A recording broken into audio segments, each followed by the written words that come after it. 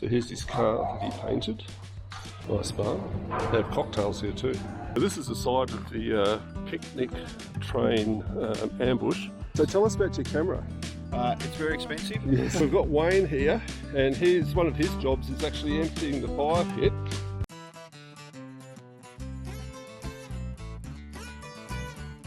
The first sighting of Broken Hill, you can see where the mine is because it's pretty flat. Apparently there's a population, what they say, Julie, about 19,000? 18,000. 18,000. Nice big train.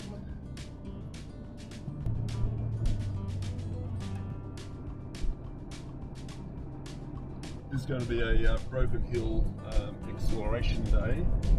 We're hoping to get to the Pro Hart Gallery and then have a pub meal, a relaxing tourist day today. What do you reckon, Joe? Yeah, that'd be good. Looking forward to lunch. Yeah, me too. I don't have to cook. We've had KFC 2 days in a row. You have? I know. We'll only had the go bucket, but while in town in this KFC, you've got to give it a go.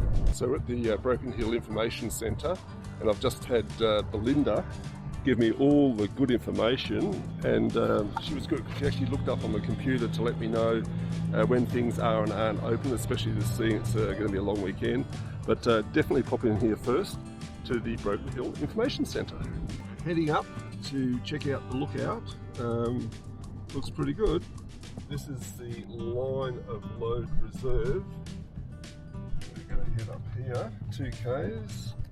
It's the BHP Foundations. It's a bit like Bendigo.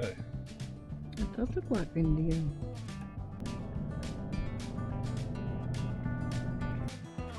There's one of the mining trucks.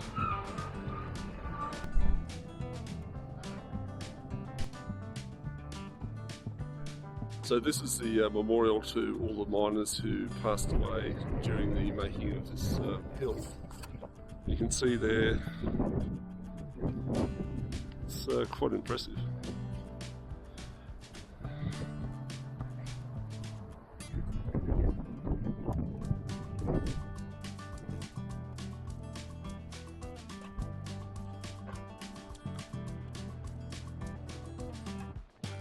This is a memorial to all the people who actually died on this mine, from lead poisoning to rock falls to crushings. There's just a lot of people who've passed away to make this hill possible. The latest one was 2019, Andrew Bray, and crushed by machinery.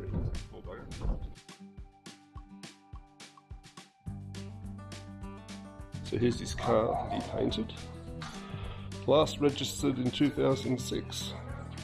So this is his art gallery. It's actually on 2 different floors, and these are all originals.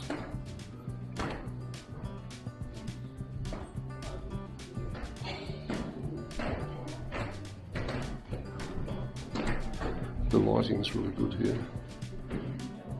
Looks like me on a bad day. Check out the detail in this one here.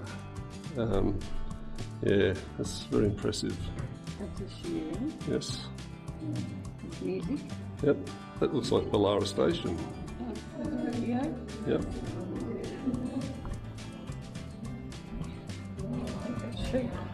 And got the festival down the street. Pretty good. Inside the gallery, and Pro Hart's still got paintings for sale here, and pretty reasonable prices too. I just love the colour that he's got. The mural Pro Hart did for the Opera House. It never hung there, but it's definitely got a lot of Australian themes on it.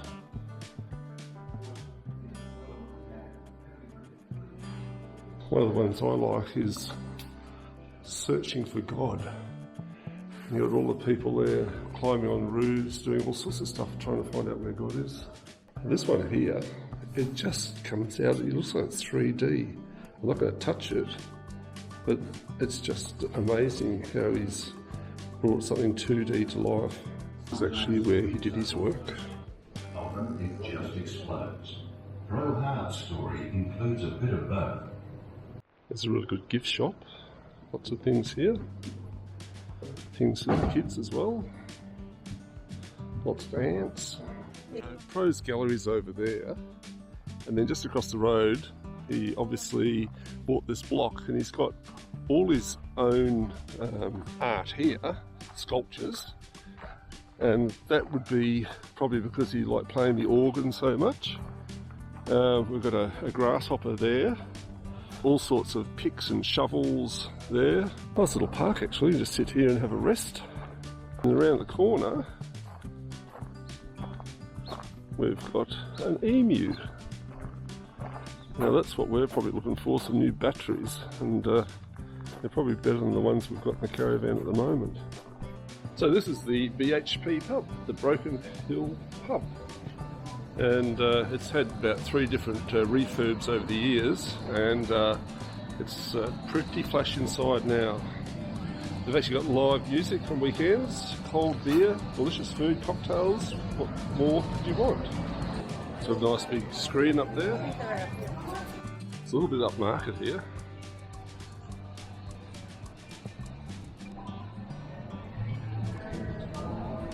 Nice bar. They have cocktails here too. Another screen. Very flash toilets too. We're going to have some lunch here today. And what sort of meals we got, Joe? They do stone grill, which looks very nice. They've got small plates, they've got harvest, some really nice large stuff here, and for little ones. And on the back, turn it over, there's lots of information about the hotel. And they've also got merch, so if you need merch, come and get some merch.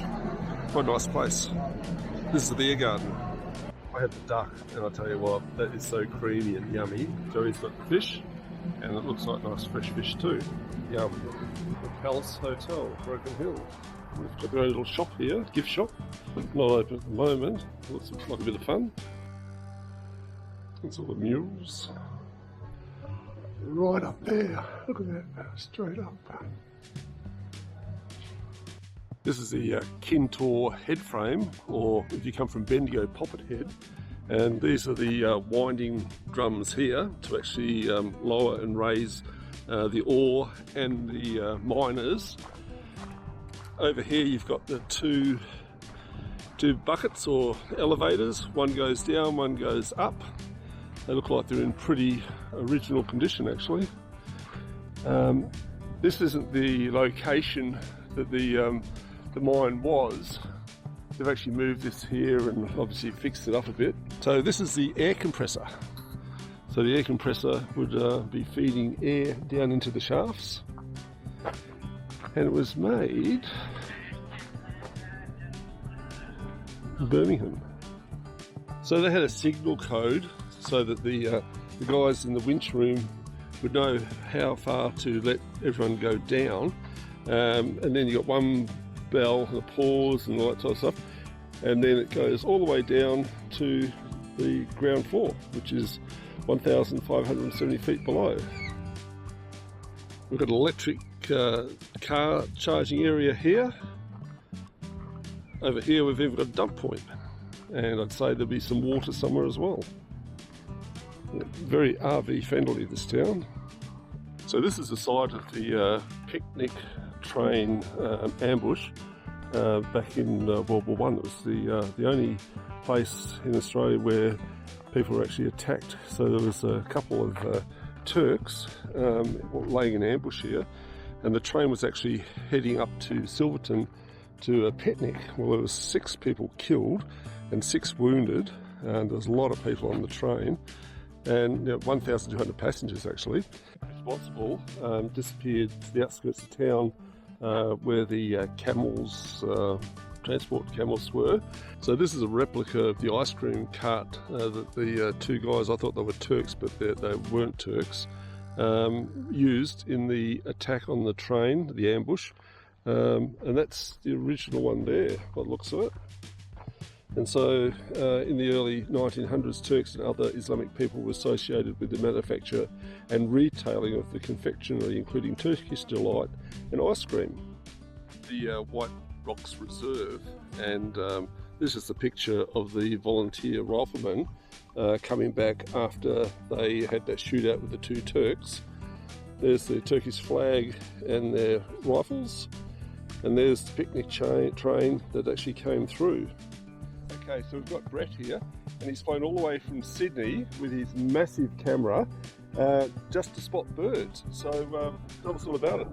Yeah, thanks Graham. It was a bit of a trip out, something for the long weekend. Took the Friday off as well. Looking for some specific birds out here near Broken Hill. Cinnamon quail thrush, rufous field wren, and a few others. Chestnut crowned babblers for anyone that knows their birds, and so far we've hit pretty much all the targets, so it's been a great weekend. Oh, well done. So are you on Instagram? And I am on Instagram, Wildlife by Brett. I think I've actually seen you on there. So, yeah, I'm on there. So tell us about your camera. It's very expensive. Yes. This is a Nikon Z9 body, which is a 45 megapixel sensor. Yes. And this lens is what they call a 600 f4, so it's a 600mm f4 aperture, but it's also got a built-in teleconverter. Oh, wow. So by flicking this switch, it goes to 840 aperture 5.6. Okay. The whole setup weighs probably about 4.5 kilos. Yes. And I lug it around pretty much everywhere. It'll keep you pretty fit. You've got some muscles there by the looks of it. Well, I actually work out when I'm not birding just so I can hold it up. So yeah, like you said, we were talking earlier, you said it's a bit like holding a sniper rifle. You've got to hold it steady and get on your target and, good job. And then get your shot. And so what's the longest shot you've done where you've been successful? Probably maybe up to sort of 50-60 metres. You don't go much further than that, even with a great setup like this. You just start to lose detail in the shots. You preferably have them in 10 to 15 metres sort of thing. Okay, do. And you were mentioning before you had some sort of decoy or call sign that you use? Yeah, so I've got a little Bluetooth speaker. Oh yeah. And I play some bird calls on that, trying to attract the birds. Some people get annoyed with that. I think it's okay if you don't overdo it, and if you don't do it at the wrong time of year, like when the birds are breeding and that sort of thing. Yeah. But you travel a long way to see stuff. You want to have a bit of a good chance. Exactly. So try and call them in. Yeah. So, No, good job. Well, nice to meet you. Good to meet you, Graham. Thank you. And safe travels back to Sydney. Thanks very much. Cheers, okay, mate. we'll follow you.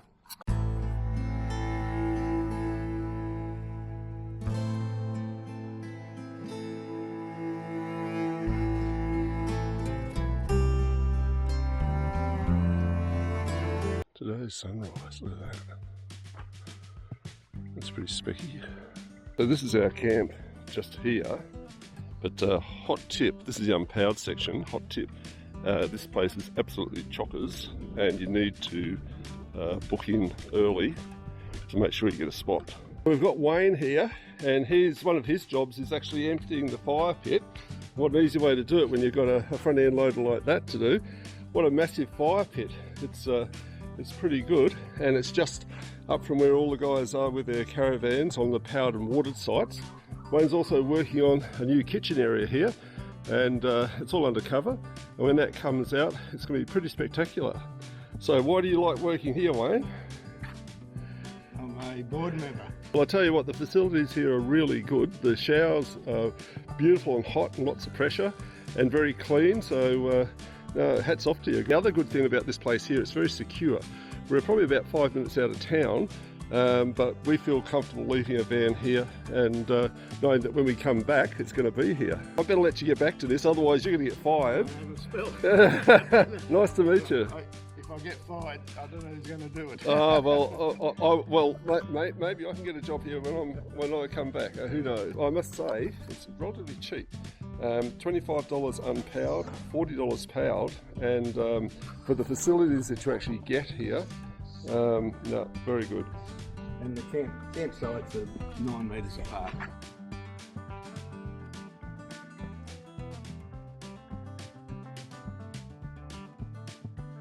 Okay, so we've got Gary and Sue Owens, and we've got Owen's Travelling Coffee, and this is actually a bit of a bonus for us to find their coffee truck here at the Broken Hill Racecourse. They've got a really good setup here, and you can have different types of coffees, $4, $5 and $6 cups. We've got all these chocky chip biscuits and things here for $4 each, and then we've got all our cold drinks in here. Everything's ground nice and fresh, so if you see these guys on the road, make sure you support them. because they're travellers like us. Well done, guys. So that's my coffee. Look at that. That looks like a pretty good coffee. Oh, yum. That is really good. Gary and Sue, thank you very much. And you've even got your little name on your cups. How about that? Well done, guys. So this is their van, don't forget. Coffee to go. Owen's Travelling Coffee.